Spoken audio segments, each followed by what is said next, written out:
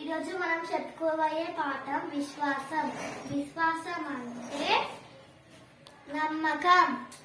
రుక్మిణి ప్రసాద్ల అమ్మాయి శృతి, అబ్బాయి ప్రవీణ్ వారు ఒకరోజు కుక్కని పెంచుకుందామని మారం చేశారు. ప్రసాద్ తన స్నేహితుడు అయిన జితమన్యు కుక్కకి 9 పిల్లలు పుట్టాయని మొన్ననే తెలిసింది.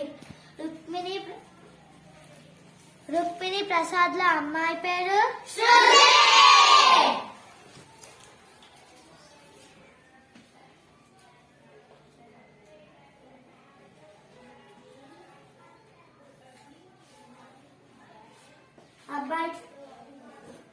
అబ్బాయి పేరు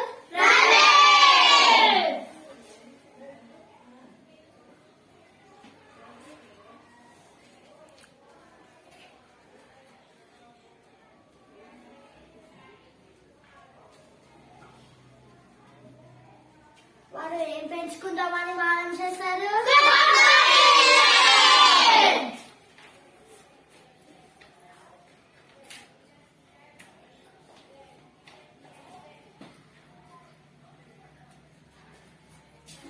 ప్రసాద్ యొక్క స్నేహితుడి పేరు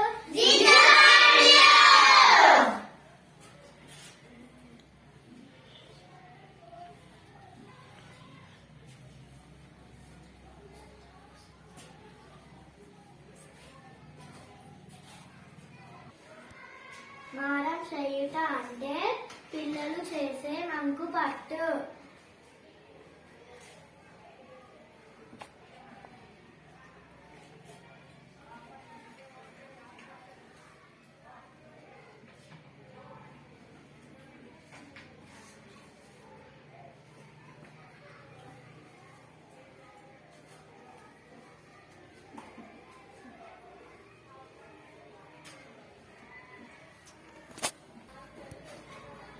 మారం చేయుట అంటే పిల్లలు చేసే మొంకు పట్టు. మనము ఏదైనా బొమ్మ కావాలంటే ఏడుస్తాం కదా, దాన్నే మంకు పట్టు అంటారు. మిత్రుని వద్దకు వెళ్లి అడిగి ఒక్క కుక్క పిల్లను తెచ్చుకొని దానిని ఎలా పెంచాలో మిత్రుని భార్యను అడిగి తెలుసుకున్నాడు.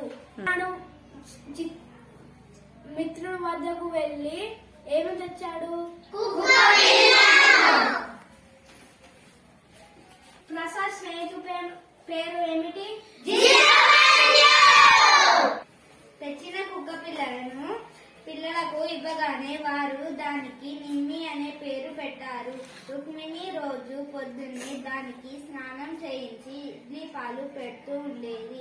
ప్రసాద్ మంచి బిస్కెట్లు కొని తెస్తూ ఉండేవాడు. ప్రతిరోజు శృతి నిమ్మి కోసం చక్కని పక్క ఏర్పాటు చేస్తూ ఉండేది. ప్రవీణ్ దాని మెడకు తాడు కట్టి తమ తోటలో తిప్పుతూ ఉండేవాడు. అలా కొన్ని నెలలలో నిమ్మి ఆ కుటుంబంలో వ్యక్తిలా మారిపోయింది. ప్రసాద్ తెచ్చిన కుక్క పిల్లను ఎవరికి ఇచ్చారు? దానికి ఏం పేరు పెట్టారు?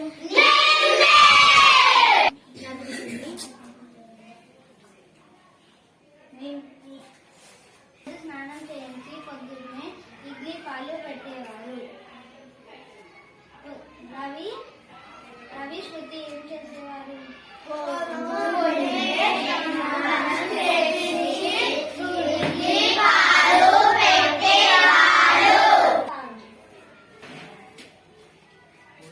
ఒకరోజు ప్రసాద్ బయటికి వెళుతుంటే నిమ్మి కాళ్లకు అడ్డుపడింది. వెళ్ళొద్దని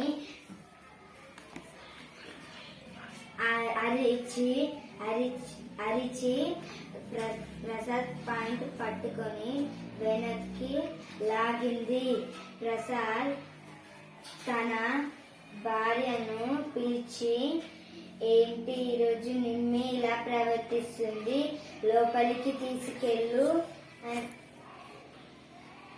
చెప్పాడు.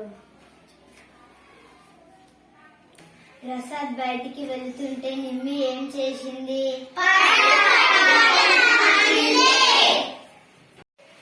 ప్రసాద్ బయటికి వెళ్ళినప్పటి నుంచి నిమ్మి ఏమి తినలేదు, తాగలేదు. బాధగా బయటికి చూస్తూ అరుస్తుంది. ప్రసాద్ నడుస్తున్నప్పుడు వేగంగా ఒక బండి వచ్చి గుద్దింది. పక్కనే ఉన్న వ్యక్తి హాస్పిటల్ కి చేయించి కట్టించి ఇంటి వద్ద దింపాడు. అంటే మనిషి.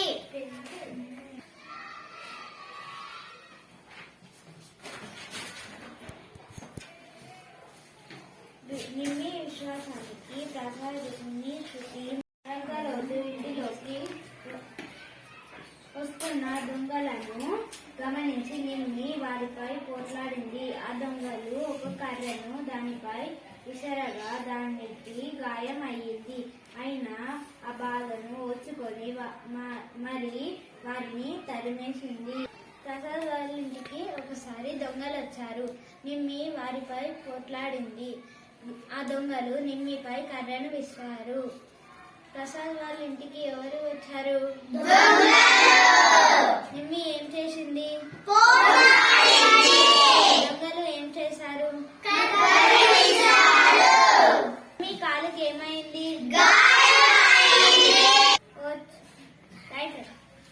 ఓర్చుకొను అంటే సహించు.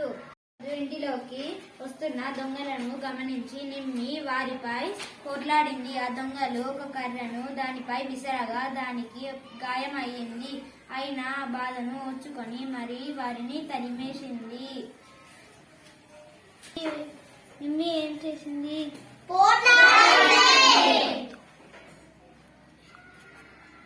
పోట్లాడింది. ఏం విసిరారు? ఓర్చుకొను అంటే సహించు.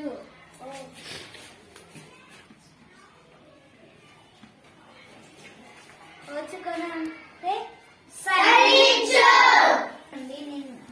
నిమ్మి వారి ఇంటిలో వ్యక్తిలా మారిపోయింది. అసలు అమ్మాయి పేరేమిటి?